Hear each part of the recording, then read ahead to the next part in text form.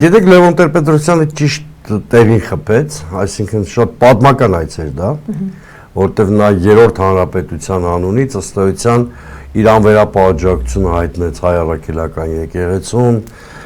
բայց նաև սա աջակցություն էր Հայաստանի սահմանադրականությանը, սա շատ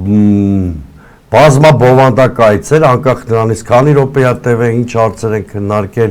տեսեք Նիկոլ Փաշինյանի գյադայապետության հետևանքով առաջանում է պետական վակուում,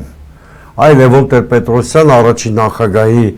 իր բարձունքից լրացրեց այդ պետական վակումը և բնականաբար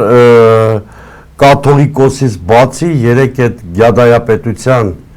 կարկառուն ներկայացուցիչների Նիկոլ Փաշինյանի գլխավորությամբ թիրախում հայտնվեց նաև Լևոն Տեր-Պետրոսյանը, հիշում եք երեք ամբողջ օրը ինչա կատարվել։ Այո, ձեր թույլտվությամբ հենց Փաշինյանի գրառումը ես կարդամ, Լևոն Տեր-Պետրոսյանը Հայաստանի Հանրապետությունում ընտրությունների կեղծման պրակտիկայի հիմնադիրն է և նա իհարկե պիտի կանգնի իր նման ժողովրդատյաց կեղծարարի ու կեղծիքի կողքին։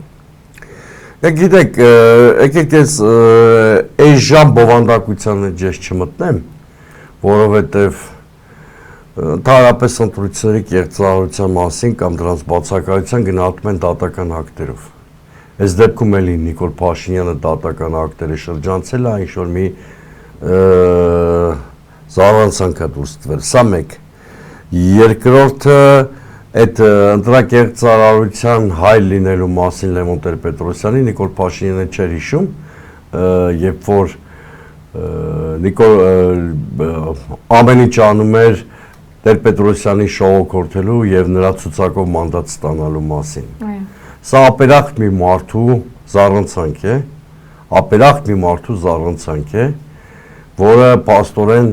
այնքան բարոյական և քաղաքական տաբուներ է տրորել, որ անգամ իր անցյալը չի հարգում և այն մարդուն ու թիմին չի հարգում, ում շնորհիվ մի անգամ դարձել է պատգամավոր։